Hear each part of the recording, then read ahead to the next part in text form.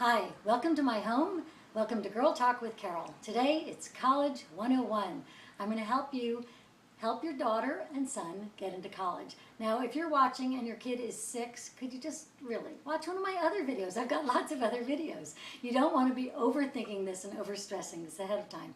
If, however, your child's in middle school, I'll forgive you for taking a sneak peek. But this video is really for the parent of an older high school kid, because now it's time to think about it. Not stress about it, not get hysterical. That's not going to help. So stay calm. Think of this as an opportunity for lots of conversation and closeness and road trips with your child. First of all, start making a list. Try to be realistic. Your kid's going to need some safeties, some sure bets, and some reaches, but not every kid is going to end up at Stanford. So don't be pushing your poor kid to think that if they didn't get into Yale or Harvard or Princeton, they failed you or themselves. Be realistic. That said, go ahead and aim high. I mean, don't be the one to be saying no to your kid. You'll never get in if there's a chance. Just keep it all kind of comfortable. All right, once you've got your list that has the safeties, the reaches, the schools that are nearby, the schools that are far away, maybe even St. Andrews all the way in Scotland. Once you've got a pretty good list, look at that list and see which schools you might be able to visit. It could be that your grandma lives in Ithaca, near Cornell and near Ithaca. Well, go ahead and visit both of them. Or if your son has a friend who's older and in college, make it a combination visit. Now, if you're doing the college visit with your child, try hard not to be saying, "Oh my God, don't you love Wesleyan? How cool is this? I love this school. I hope you get in here." Not helpful. Much better if you're in Ohio and you're visiting Oberlin and Kenyon because they're near each other, why not visit them? Let your child be the one to say, "Well, I liked this about this school, but I like that about that school," or "I just didn't really like this place," or "I loved this place." They know if you're quietly thinking, "Oh my God, I don't want to have to pay tuition dollars for this place," or if you love it yourself. But it's also important for them not to feel that you've fallen in love with the school, because it's their choice and they really might not get in. I hate to say it, but it is tough out there. If there's a place where it'd be smart to set up an interview, set up the interview and then keep your kid's ego intact and say good luck and be yourself and take out your gum, turn off your cell phone. Help your child excel in that interview and maybe even do a little role modeling interview with them. Why do you want to come here? "Oh, I don't know, my grandpa went here." Bad answer. Let's do that again. I've just always loved the idea of San Diego. It has so much to offer. How does your kid know how much it has to offer? You've gotten the Fisk book and probably some other books, and they've looked it up and found out this is a great art school. This is a great sports school.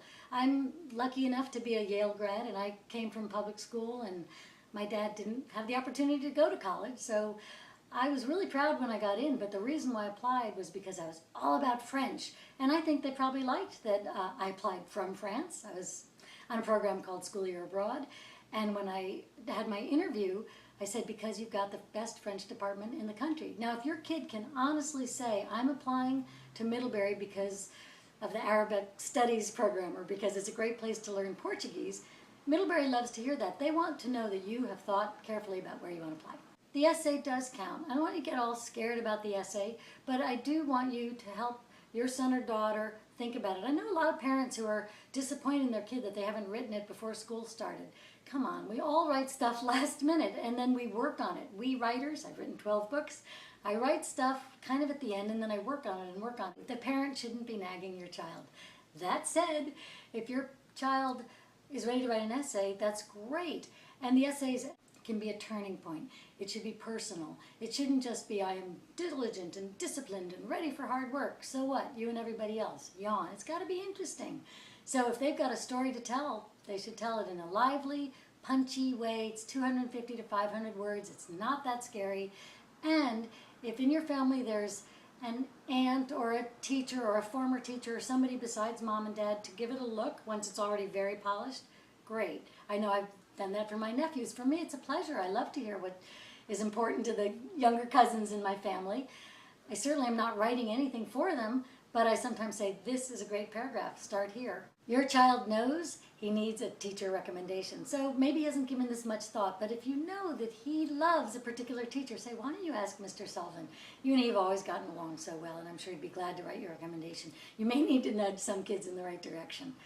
How many schools should your child apply to? Your particular school will be talking to your child about that. I think 12 is a ridiculous number, personally, but don't just apply to your top 3 choices and hope it all works out. Find your happy medium, maybe 6, maybe 8.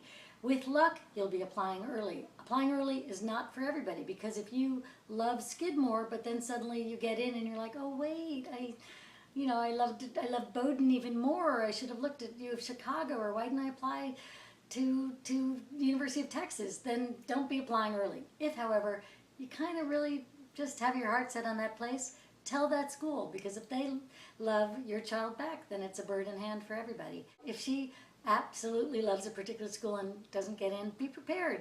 It's very disappointing. It's especially disappointing if her 3 friends got in their early admission schools. So it's an important time for you to love your kid extra. Be there with the hugs and the popcorn. And also, sometimes they find out life is not fair. And yeah, life's not fair. This is news. Somebody in their school whose mom gave $1 million to Carleton, that kid gets into Carleton. It was your dream school. You had the grades.